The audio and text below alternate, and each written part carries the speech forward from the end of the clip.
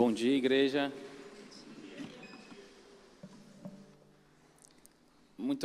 Sempre com o coração muito agradecido de estar aqui, a convite do pastor Roberto.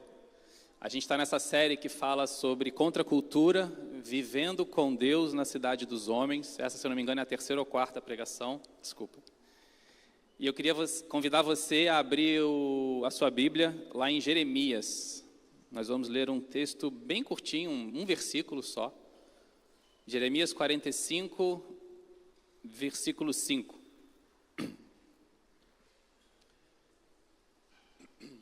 Jeremias 45, versículo 5. Antes da gente ler propriamente dito esse texto, eu queria refletir com vocês, antes de entrar em Jeremias 45, 5, eu queria refletir com vocês um pouquinho sobre cultura. Porque se a gente está falando de contracultura, é importante a gente pelo menos estabelecer um piso, um lugar comum da onde a gente vai sair para falar de contracultura e cultura. Saber o que a gente está falando quando fala de cultura. E quando a gente usa essa expressão cidade de Deus, cidade dos homens, que é o que está na essência do nome da série, do título da série que o pastor Roberto sentiu no coração de passar para a nossa igreja, isso começou lá em Agostinho, o Santo Agostinho mesmo. Eu estudei no Santo Agostinho, tem um colégio aqui, aquele que a igreja católica chama de Santo Agostinho, Agostinho de Hipona. Ele escreveu um livro chamado Cidade de Deus. O que ele queria passar com esse conceito, com essa ideia? Ele queria passar uma ideia sistemática, ele queria sistematizar um conceito que já está na Bíblia, uma tensão que já está presente nas Escrituras. Que tensão é essa? A tensão entre Babilônia e Jerusalém, entre carne e espírito, entre mundo e reino de Deus, entre Caim e Abel. São todos conceitos que você já ouviu falar, não já? Você já ouviu uma pregação ali, uma pregação aqui, você já leu num texto da Bíblia aqui, num texto da Bíblia ali. Todas essas tensões, que eu estou relatando para vocês. E Agostinho, ele tem uma ideia de que a diferença e a distância entre essas duas cidades, a cidade de Caim, a cidade de Abel, tudo entre aspas, né? A cidade de Babilônia, a cidade de Jerusalém, a cidade da carne, a cidade do espírito, ele tem essa ideia de que a distância entre essas duas cidades não é só geográfica, nem só política, ela é uma distância ontológica, ela é uma distância litúrgica, ela é uma distância espiritual, ela é uma distância dos afetos. O que separa essas duas cidades está muito além daquilo que a gente enxerga com os olhos.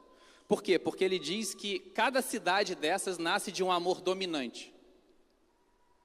O amor dominante da cidade dos homens é a busca da própria glória, é a busca do próprio poder, é a busca das posses, da propriedade.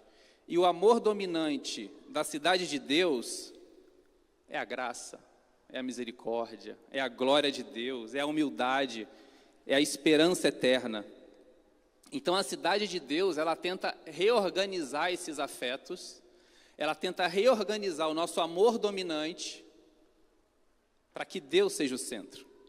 E quando a gente fala de cultura, cultura não é só música. A gente gosta, né, de segmentar as coisas. Eu sou cristão, logo eu não vou ouvir música secular, porque eu sou crente, eu só vou ouvir música gospel. A gente gosta de segmentar a cultura, achando que cultura é só o valor que eu transmito com a minha vestimenta, com a minha roupa. A gente gosta de dizer que cultura é a linguagem, se eu falo palavrão, se eu não falo palavrão.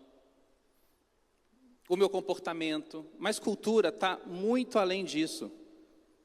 A cidade dos homens, ela tenta impregnar na gente uma cultura, um jeito de ser sociedade.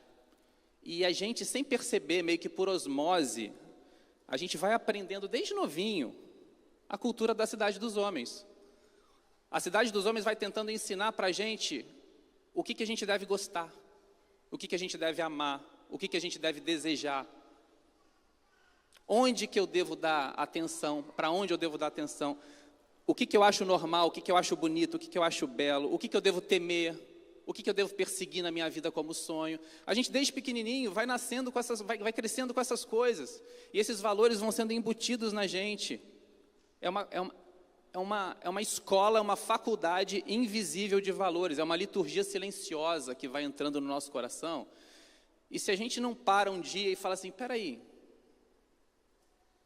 isso que eu estou sentindo, esse desejo que eu estou tendo, esse sonho que eu estou ansiando, ele está vindo da onde?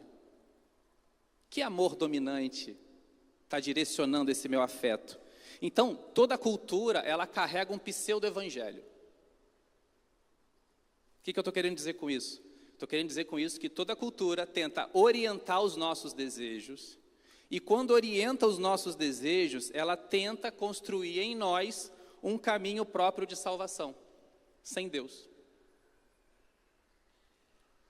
Se a gente parar para enxergar cultura, esse lugar comum, para a gente começar essa reflexão, como um lugar dos afetos, de amores dominantes que eu tenho, e que a cidade dos homens me ensina que é aí que eu vou obter a minha salvação pessoal, a minha glória, a minha vaidade, a minha conquista, o meu poder. Esse pseudo-evangelho que a cidade dos homens me oferece, ele não tem nada a ver com o que a cidade de Deus me oferece. É por isso que o evangelho, ele é pela essência contracultural. O evangelho tem que ser contracultural, porque é o evangelho que vem em mim e vem em você nesse despertar. Ele desperta a gente por dentro, para que a gente possa se enxergar, para que a gente possa olhar para si mesmo e dizer assim, de onde que está brotando isso que está aqui dentro de mim?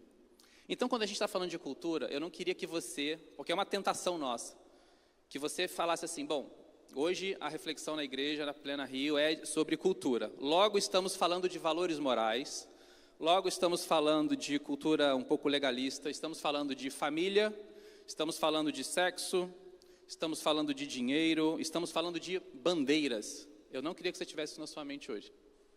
Eu queria que você tivesse na sua mente hoje, quando nós falamos que o evangelho é contracultural, que você carregasse consigo o conceito de que nós estamos falando de organização e reorganização de afetos.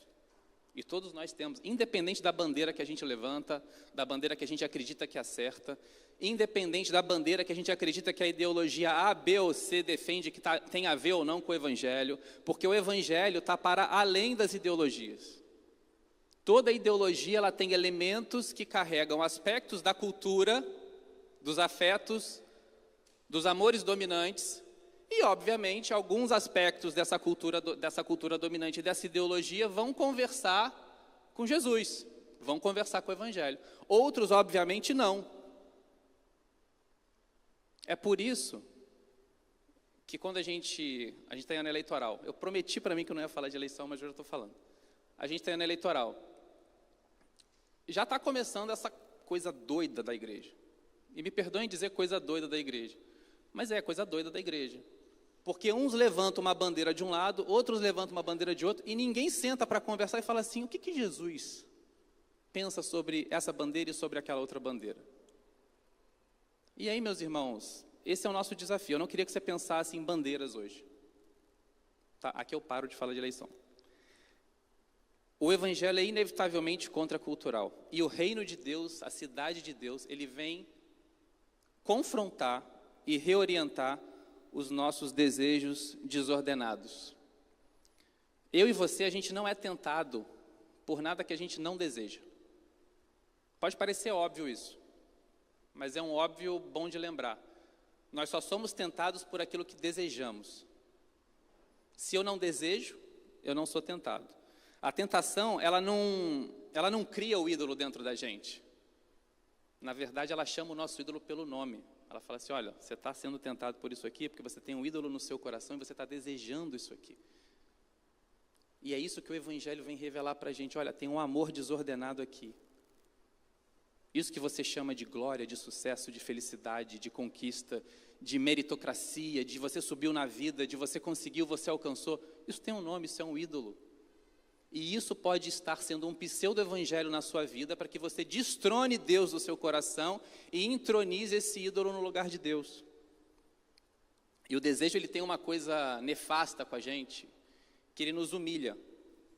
Tem uma reflexão do Schopenhauer que ele diz isso. O desejo pode nos humilhar de duas formas básicas. Ou negando-nos a realização do desejo, quando a gente não consegue realizar aquilo que a gente acha que tanto quer. Mas ele também pode nos humilhar de forma pior, diz ele, quando ele deixa que a gente realize.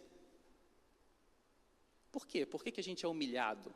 Se a gente não realiza, a gente se sente humilhado. E se a gente realiza também, a gente se sente humilhado. Por quê? Porque esse conflito, essa dialética entre a ânsia de ter, eu canalizo minha vida toda, eu oriento minha vida toda para ter o que eu quero ter, o que eu acho que eu quero ter, entre a ânsia de ter e, do outro lado, o tédio de possuir. Já pararam para pensar nisso? Isso é uma coisinha que a gente tenta educar nossas filhas. Eu tenho 2 filhas desde cedinho. E a gente não tenta não subestimá-las. Quem tem filho sabe, está toda hora pedindo um negócio novo. Toda hora pedindo uma coisa nova. E aí, eu quero isso, nossa, eu quero muito isso. Ai, se eu tiver isso, nossa, se eu tiver isso, papai, se eu tiver isso, mamãe, vai ser muito legal para mim, não sei o quê. E aí tenta argumentar, usar todos os argumentos possíveis para ganhar aquilo. Teve um belo dia que a gente parou, e antes de dar a bendita coisa que ela estava querendo, que as duas estavam querendo, a gente conversou, olha, a gente vai ver se vai dar, a gente vai juntar dinheiro para ver se consegue comprar, a gente vai trabalhar, mas olha, deixa eu conversar uma coisa com vocês. Vocês sabiam que assim que vocês ganharem isso que vocês estão pedindo, que vocês estão implorando para ter, vai passar uns dias, vão passar umas noites, e vocês não vão mais nem ligar para o que vocês pediram, e vocês vão estar querendo outra coisa que vocês ainda não têm. Por quê? Porque o que enche o nosso coração de sentido, de propósito, de sentido, de valor, não são as coisas. O que enche o nosso coração de propósito, de valor e de sentido é o Criador dessas coisas. E esse é um raciocínio que ela já tem. Por quê? Porque é algo que o Evangelho revela para a gente que a gente precisa acordar. Isso serve para os adultos. Adultos são pequenas crianças. Nós temos afetos desordenados. Temos afetos que precisam ser orientados. Então o Evangelho ele não muda só aquilo que a gente faz. Muito mais do que isso. O Evangelho muda aquilo que a gente ama. E o problema do mal não é apenas da maldade moral. O mal, por essência, ele perturba a ordem criada de Deus. Ele gosta, ele tem prazer em tornar caótico toda a ordem que Deus estabeleceu na criação.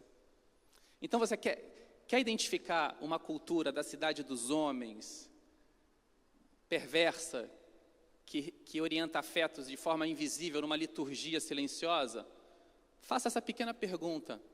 Onde que nas minhas relações familiares o mal está tendo prazer de perturbar a ordem de Deus? Onde que na minha relação com aquelas pessoas que me servem no meu dia a dia, a pessoa que me ajuda em casa, a pessoa que me ajuda no trabalho, a pessoa que me ajuda na rua, onde que o mal está tendo prazer em reorientar e restabelecer o caos onde Deus tinha planejado ordem? Porque o mal desloca o centro. O mal desloca o centro do que deveria girar em torno de Deus, ele passa a girar em torno do ego. O que deveria ser adoração, o mal transforma em autopromoção. Não foi essa a queda de Satanás? Foi o primeiro ser na história a transformar a adoração em autopromoção. Glória de Deus em vaidade humana. Então, gente, o mal desorganiza, o mal desorienta. Agora, a gente vive um evangelho que é por essência contracultural. A gente vive um evangelho que não permite que o mal faça tudo o que ele quer. Tem muita gente que diz que não acredita em Deus justamente por causa do mal. Vocês já ouviram esse raciocínio sequencial? Eu não acredito em Deus porque se Deus existisse não teria tanto mal no mundo. Aí você para pensar e fala assim, peraí, o Evangelho não ensina a gente também a acreditar que Deus existe justamente porque também existe muito mal no mundo? Porque se você parar para pensar, o mal ele respeita as pessoas, o mal ele respeita as coisas, o mal ele respeita a ordem? Não. Então por que o mal não tomou conta de tudo que existe? Por que o mal não dominou tudo?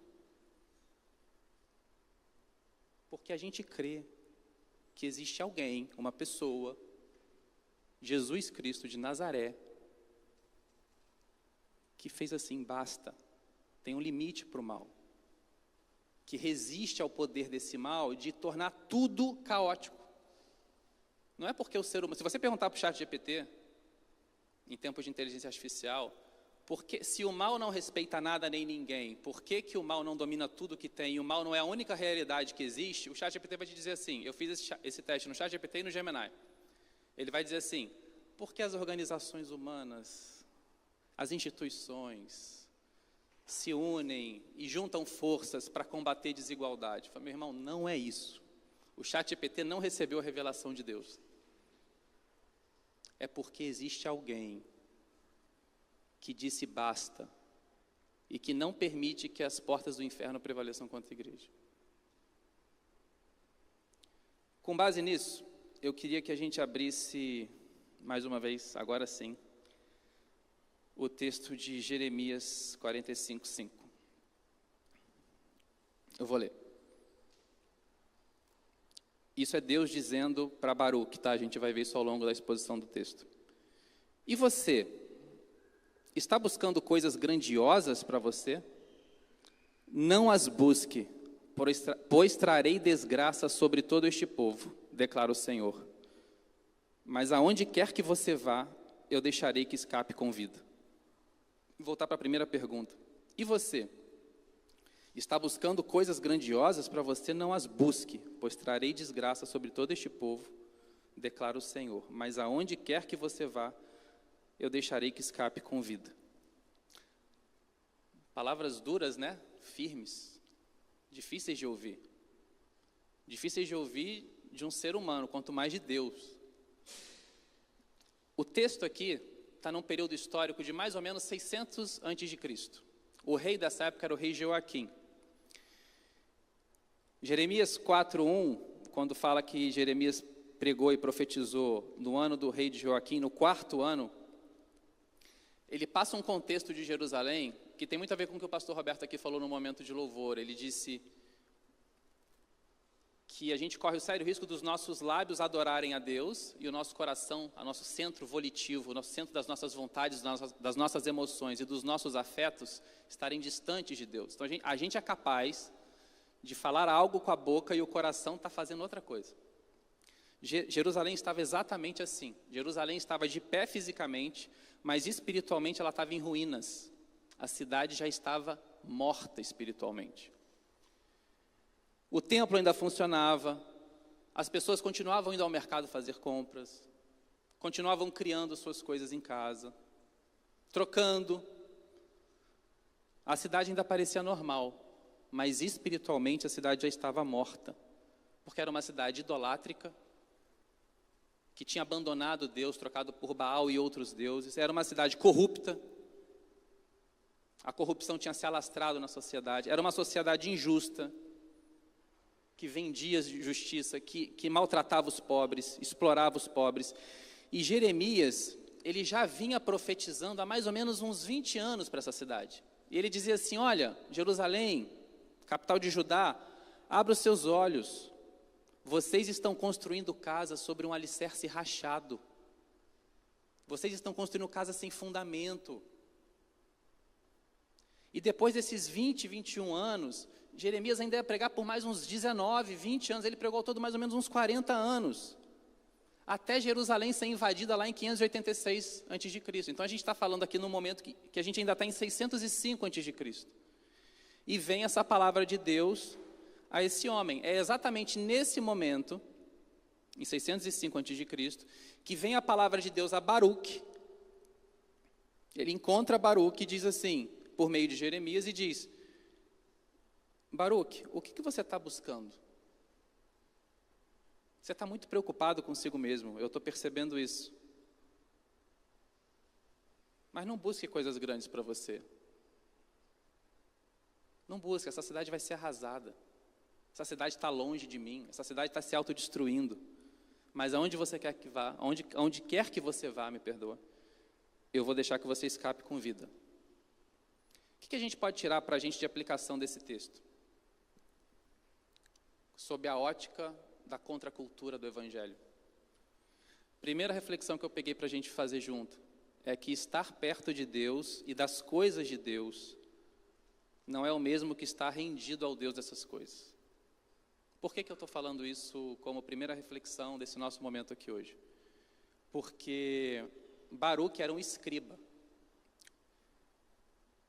Isso é a primeira parte mais desconfortante para mim, assim, desconcertante.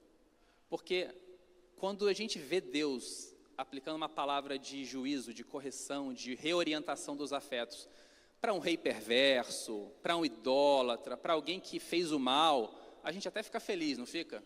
Tipo o super-homem derrotando o inimigo lá no filme, no final. Tipo o Batman fazendo justiça, fala assim, merecia mesmo, ainda bem que Deus é justo. Mas Deus está falando aqui com um escriba, com uma pessoa que fazia a obra de Deus, uma pessoa responsável por escrever nos rolos a história, por escrever nos rolos as lágrimas de Jeremias. Jeremias era um profeta do Senhor. Então a gente não está falando aqui de alguém que era passivo, de alguém que não estava nem aí para Deus. A gente não está falando de alguém que é alheio à vontade de Deus. A gente está falando de um escriba, de Baruque, de alguém que servia a Deus e que estava dentro da obra, acompanhando Jeremias. Ele não era um espectador ocasional de crise. Tem gente que é só espectador ocasional de crise de fofoca, adora, né? Ele não era isso. A cidade vai ruir. Bem feito. Não, ele era um cara que sofria, ele era um cara que se alimentava das lágrimas que caíam dos olhos de Jeremias e escrevia essas lágrimas no rolo. Era um escriba que o coração sofria com o povo e com o juízo que estava vindo sobre o povo. Baruque era essa mão que escrevia as lágrimas. E mesmo assim, mesmo dentro da obra, Deus visita essa pessoa e fala assim, Baruque, alguma coisa aconteceu aí no meio do caminho que as lágrimas que você escrevia viraram apenas um movimento repetitivo, manual, a que você se acostumou. E você hoje só escreve, você está ficando com seu coração distante. E eu estou vendo que você está com o coração tão distante a ponto de querer construir algo para si, quando você sabe que a cidade está prestes a ruir. Você está pensando só em si. Você está na cidade dos homens, porque a cidade dos homens, ela sempre pergunta para a gente. Tem uma pergunta que a cidade dos homens faz todo dia para mim e para você. Você já se tornou alguém? Você é alguém digno de respeito, digno de valor, digno de ser valorizado? E a gente não sabe o que se passou no coração de Baruque exatamente. A gente não sabe. Mas a gente tem um sinal que ele estava pensando coisas grandes demais. E diante dessa pergunta da cidade dos homens, a gente tende a querer responder também, falar assim, não, eu ainda não fiz meu nome não, ainda não fiz minha marca pessoal, mas eu vou conquistar algo, eu vou conseguir alcançar esse lugar. E quando eu conseguir alcançar esse lugar, o meu nome vai ser respeitado, valorizado, e eu vou olhar para trás e eu vou deixar um legado. Eu adoro ouvir isso, eu trabalho numa empresa. O que eu mais ouço das pessoas, no contexto empresarial, é: eu quero deixar um legado. E, de novo, se o Evangelho não faz a gente questionar as coisas da nossa cultura, da cidade dos homens, a gente acredita nessa história e acha isso bonito. Meu irmão, que legado. Daqui a 100 anos ninguém vai lembrar do meu nome. Ninguém nem vai saber que você existiu, nem a sua família. Para a gente conseguir lembrar e saber na história da nossa família quem era o meu bisavô, meu tataravô, já é uma luta. Saber onde ele nasceu, qual foi a história de vida dele. Daqui a 100 anos você não vai existir na memória das pessoas. Sob esse aspecto humano, você e eu somos irrelevantíssimos. Que legado. Cidade dos homens. Não tem legado nenhum. Só tem um nome que a cultura não apaga, é Jesus Cristo de Nazaré. Só tem um feito que o mundo não derruba, a cruz do Calvário e a ressurreição no terceiro dia. O resto, meu irmão, é resto. O que você consegue na sua vida é bênção, é glória de Deus, não é glória sua. E mesmo assim, vai passar. Eu e a Rebeca, a gente mora num andar alto. E a gente gosta de olhar as casas lá embaixo.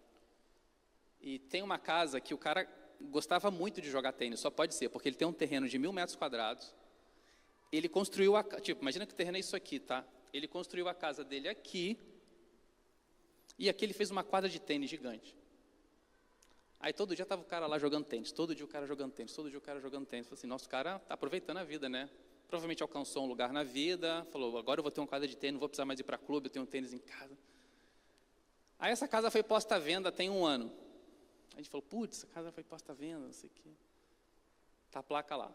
Aí do nada eu passo lá, e a casa foi vendida. E a gente esqueceu esse assunto. Esses dias, eu estava no centro, a Rebeca me escreveu, amor, estão demolindo a casa inteira. Compraram basicamente para comprar o terreno. Meus irmãos, aquela quadra de tênis que o cara sonhou por anos, virou terreno baldio, virou terra, para a realização do sonho de uma outra pessoa. Percebe? É casa construída na areia, o vento leva. Agora, o que Cristo conquistou por nós, ninguém leva. Ninguém leva.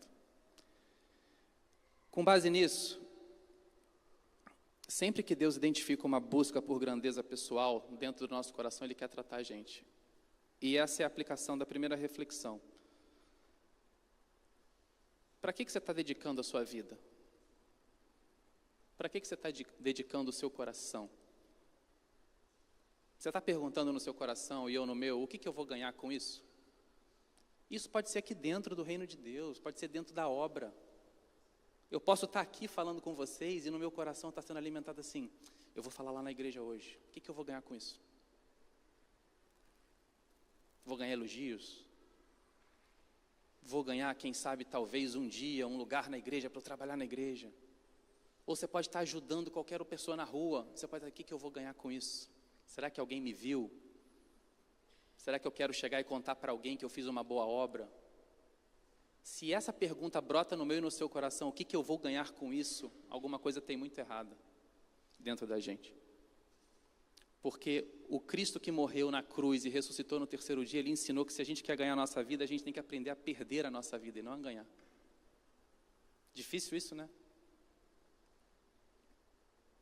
E aí Deus dá essa resposta decepcionante para Baruque. Além de Deus encontrar Baruque no lugar da grandeza pessoal dele, Deus dá uma resposta totalmente decepcionante, porque Ele fala assim, Baruque, olha só, você está querendo comprar uma casa num tempo que a coisa vai ruir.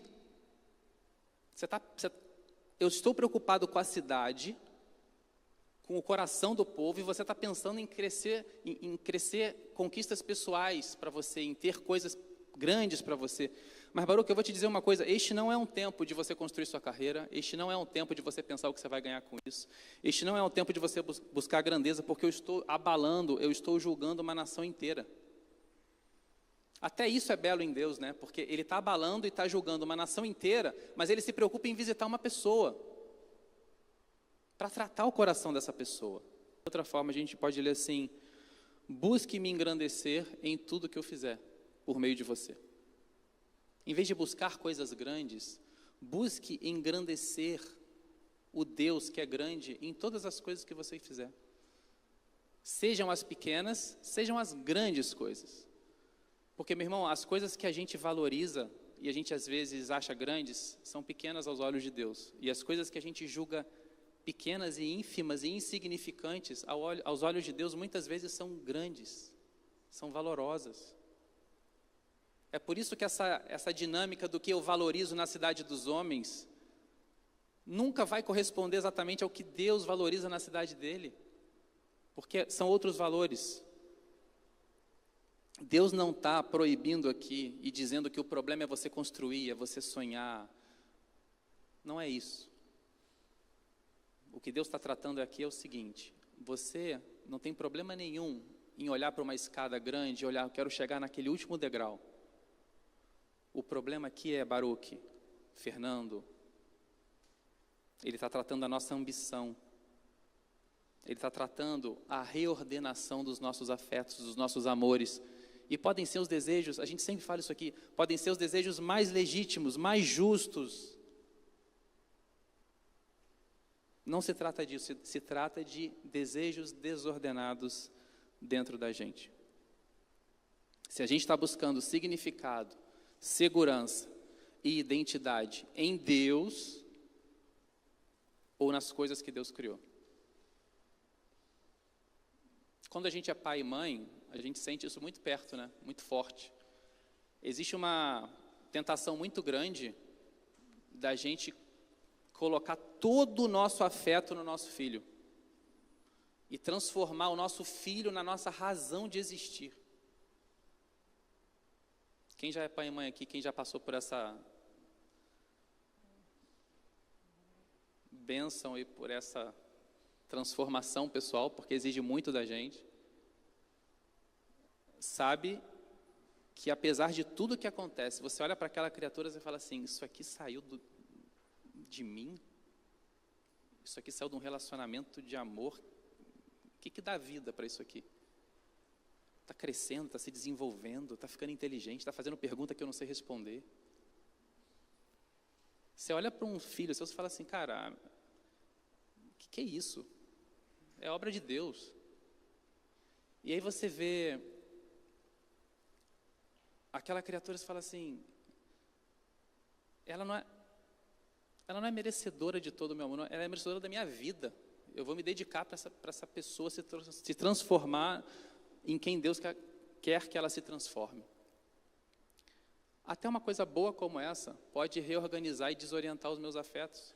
E eu posso destronar Deus e começar a adorar minha filha. Olha que loucura.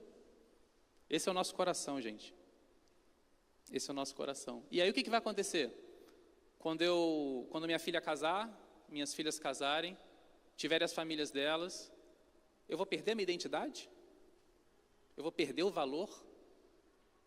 Eu vou olhar para a Rebeca e falar, e agora o que a gente faz? Da vida? Eu acho que por uns dias eu vou. Mas logo, logo, Deus vai ter que me lembrar, e já tem me lembrado, falar assim, a sua vida não se resume às suas filhas.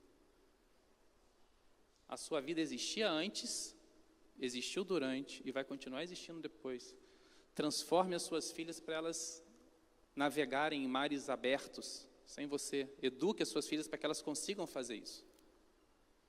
E a gente vai para a terceira aplicação, que eu acho maravilhosa. Deus escreve um futuro onde você e eu só enxergamos um fim. Deus escreve um futuro onde você e eu só enxergamos um fim. A gente falou que a gente estava aqui em 605 a.C., né? Quando Deus visitou o coração de Baruque. 18 anos depois, e a gente pula para 587 a.C., Deus fez o que aos nossos olhos, na cidade dos homens, é uma grande loucura. Deus chegou para Jeremias e falou assim, Jeremias, eu estou falando para você há um tempão que a cidade vai cair, né? A Jeremias, tá sim, Senhor. Então, esse tempo está chegando. Ano que vem não deve passar, não. Em 586 a.C., a cidade ruiu, foi invadida, foi incendiada, foi aniquilada. E aí você sabe o que Deus pede para Jeremias? Ele fala assim, você vai comprar um terreno. Você vai comprar um campo. Um campo de um primo seu. Um primo seu vai chegar para você e vai falar assim, olha, eu estou precisando que você compre uma terra minha, um terreno meu, e você vai comprar, porque você é descendente dele, é parente dele, e você tem o direito de resgate. Pelas leis da época, ele tinha o direito de resgate, o dever de resgate daquela propriedade. E aí Jeremias vai e compra o terreno. Numa cidade que ia ruir um ano depois. Tem tudo a ver com a cultura do mercado imobiliário, não tem? Quem trabalha com imóveis aqui. Você sabe que uma cidade vai ser aniquilada, vai ser invadida. Aí você vai e compra um terreno para resgatar de um parente seu. Você quer comprar onde tem potencial de valorização, onde tem sonho de grandeza. Você quer comprar onde sabe que o entorno é bom, que é seguro, não um lugar que vai ser queimado, invadido, que você não sabe nem qual vai ser o futuro. O que é o mercado imobiliário? Um lugar onde você não sabe o que vai ser o futuro daquela região. Mas na lógica do mercado imobiliário de Deus isso funciona. E Jeremias foi lá e comprou. Jeremias estava preso nessa época. Estava preso no palácio de Judá. Por quê? Porque o rei nessa época já era outro, era o rei Zedequias. E Zedequias cansou de ouvir Jeremias falando assim, Zedequias, você vai cair. Cansou de ouvir Jeremias falando, Zedequias, você vai cair. Zedequias, o coração desse povo, dessa cidade está longe de Deus. Eu estou pregando isso há 40 anos, vai chegar, e já está chegando, e já chegou. Zedequias cansou e mandou prender Jeremias no Palácio Real de Judá. E aí lá em Jeremias 32, a gente não vai ler aqui, mas está esse contexto. Deus fala para Jeremias, olha, compre a propriedade lá em Anatote, porque você tem o direito de posse de resgate, o primo dele apareceu. E aí Deus falou assim, ó, coloque a escritura e os documentos em vasos de barro, coloque os documentos comprobatórios dessa aquisição num vaso, para que se conservem por muitos anos. E aí o que Jeremias faz? Jeremias entregou a escritura para quem? Para Baruque, que era o escriba. Eu fico pensando o que passou no coração de Baruque, a gente não sabe também, né? Mas o cara que há 18 anos tinha sonho de grandeza, 18 anos depois a gente não sabe como estava o coração dele, o fato é que ele continuava na obra, ao lado de Jeremias, e aí ele vê Jeremias preso comprando um terreno. E ele ainda foi o mandatado a guardar a escritura num vaso de barro. Jeremias comprou um campo 18 anos depois, não porque o mercado estava promissor, mas porque ele tinha o direito e o dever de posse de resgate. Provavelmente porque o primo dele estava em alguma situação de dificuldade, de pobreza financeira, a gente não sabe, mas esse direito de resgate era usado nesses casos. E aí o parente tinha o dever de resgatar. Jeremias faz isso e compra esse campo. E o que a gente aprende com isso? Que nessa grande loucura, que parece uma loucura na cidade dos homens, é o que Deus diz lá por meio de Jeremias, nos versículos 43 e 44 do capítulo 32, ele diz assim, eu estou mandando você fazer isso, porque eu, apesar de estar abalando essa terra, apesar de estar trazendo essa cidade a juízo, apesar de estar tratando o coração desse povo que me abandonou e trocou por outros deuses, eu vou dar a última palavra. E um dia ainda se comprarão casas, ainda se comprarão campos e ainda se comprarão vinhas nessa terra. Eu vejo um futuro nessa terra. Essa terra onde ninguém quer comprar nada, onde ninguém vê um futuro, eu vejo um futuro. Eu vejo um futuro em vocês. E Deus continua dizendo, ele diz, eu os trarei de volta a este lugar e permitirei que vocês vivam em segurança.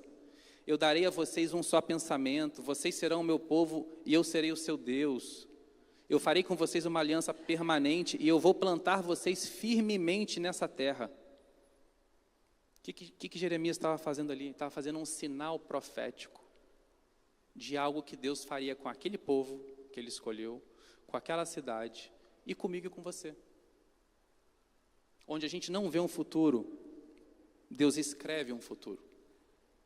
Onde a gente não vê mais página para ser escrita no livro da nossa vida, Deus faz brotar folha em branco e escreve o que Ele quer escrever. Porque Ele é o Senhor da história, Ele é o Senhor da minha e da sua história. Desculpa dar mais um exemplo das minhas filhas, mas eu vou dar mais um. Ontem à noite, a gente chegou tarde em casa, a gente viu aquele jogo inominável da seleção. Não vou nem adjetivar aqui. A gente chegou tarde em casa e a Gigi, minha filha mais nova, está numa fase que está gostando de jogar ping-pong. Aí a gente comprou umas redinhas dessas, botou numa mesa lá só para ficar fingindo que está jogando ping-pong, brincando. Ela está adorando. Era 10h30 da noite, eu doido para dormir. Eu falei, gente, vamos chegar em casa, vamos dormir em 10 minutos. Sonho de pai, né? Chegar em casa, 10 minutos, todo mundo na cama, escovar o dente, não sei o quê. Cara, ela começou. Papai, vamos jogar ping-pong, 10h30 da noite. Aí eu surtei. Eu falei, surtei do meu jeito, né? Eu falei, filha, não tem condições, são 10h30 da noite, vocês precisam dormir, depois vocês acordam todas cansadas. Amanhã a gente vai para a igreja, não dá. A gente está cansado de chegar atrasado na igreja, não tem um domingo que eu chego na hora. Tadinha, nem a culpa só delas, a culpa é minha também. Enfim, deu uma mini surtada. A Gigi, tadinha, obedientezinha, foi, escovou o dente, fez xixi e deitou na cama aos prantos, mas estava chorando de soluçar. Soluçar. Eu ouvi aquilo de longe, eu falei, ai Senhor, fiquei com o coração na mão, sabe? Aí eu falei assim, se eu for lá agora e chamar ela para jogar ping-pong, eu acho que ela vai surtar do outro jeito, né? Vai ficar feliz da vida. Eu falei, fui lá, e ela estava soluçando. Quando eu entrei no quarto, ela nem entendeu o que eu fui fazer no quarto. Ela tomou um susto assim, continuou chorando, virou de lado, não queria falar comigo. Eu falei, Gigi, você já fez tudo o que tinha para fazer? Ela falou, fiz. Não foi bem desse jeito, né? Foi fiz, soluçando. Eu falei, então vem com o papai. A gente vai jogar ping-pong. Na hora que eu falei isso, a lágrima secou. Ela olhou para mim, o que está acontecendo, né? Com aquela cara assim, o que está acontecendo? Estendeu os braços para eu pegar ela no colo e foi comigo sem meio que acreditar o que estava acontecendo. Chegou lá, na mesa de jantar, que a gente botou a rede para jogar ping-pong, ela virou adulta. Estava rindo, estava feliz, estava maravilhada, não estava acreditando no que estava acontecendo. Aí quando eu estava refletindo nessa reflexão de hoje que a gente ia fazer, eu pensei assim, não é isso que Deus faz com a gente? Eu, de alguma forma, sem pensar, dei um juízo. Esse juízo de não jogar ping-pong quando não é a hora devida, fez ela se contorcer, ficar com o coração triste, se quebrantar. Ficou até magoada comigo. E ela não via mais futuro naquela noite a não ser dormir. E aí, de repente, eu apareci lá e falei... Porque eu me comovi com o choro dela, questionei também e tudo. Falei, vamos lá, escrevi um futuro onde ela não via mais futuro. Se a gente que é imperfeito faz essas coisas com os nossos filhos, a quem a gente ama, quanto mais o Pai dos céus não fará comigo e com você. Quanto mais o nosso Pai dos céus não fará comigo e com você. Amém? Então, meus irmãos, quando tudo aponta para o fim, lembre-se que quem dá a última palavra é Deus. Quando tudo está sendo aniquilado na sua vida e você não vê futuro, pense que quem escreve o futuro é Deus. Lembre-se do campo que Jeremias comprou. Ele tinha o direito de resgate. Ele tinha o direito de propriedade. Mas mais que isso, lembre-se que Jesus resgatou a mim e a você. Assim como Jeremias pagou o preço pelo campo, Jesus pagou o preço por mim e por você, porque eu e você somos raça eleita, sacerdócio real, propriedade exclusiva de Deus. E se Ele resgatou pelo sangue dEle, não existe nada nesse mundo, nem nada nessa terra, nem principado, nem potestade, nada que nos arranque e nos separe do amor de Deus. Você crê nisso? Amém? Queria orar com você. Queria que você baixasse sua cabeça para a gente conversar com Deus. Pai amado, obrigado por essa tua palavra, obrigado por que a tua palavra é linda, é bela, fala ao nosso coração, transforma o nosso eu, questiona os nossos afetos, muda os nossos valores, reorienta aquilo que precisa ser reorientado, desordena o que precisa ser desordenado dentro da gente para que a gente ganhe ordem de novo. Pai amado, eu te peço por mim, eu te peço pelos meus irmãos. Não permita que o nosso coração vive na cultura da cidade dos homens. Não permita que o nosso amor dominante seja nada criado por ti. Não permita que a gente resuma o evangelho a bandeiras do lado A ou do lado B. Senhor, faz a gente viver o evangelho da cidade de Deus no nosso dia a dia, com as pessoas que o Senhor coloca no nosso caminho. Pai, obrigado pela analogia do campo de Anatote, que Jeremias pagou o preço e resgatou, porque ele era parente, era o dever dele, era o direito dele. Obrigado, Pai, porque isso mostra para nós que Cristo, de uma forma muito mais perfeita, resgatou a gente do pecado, da morte, do juízo.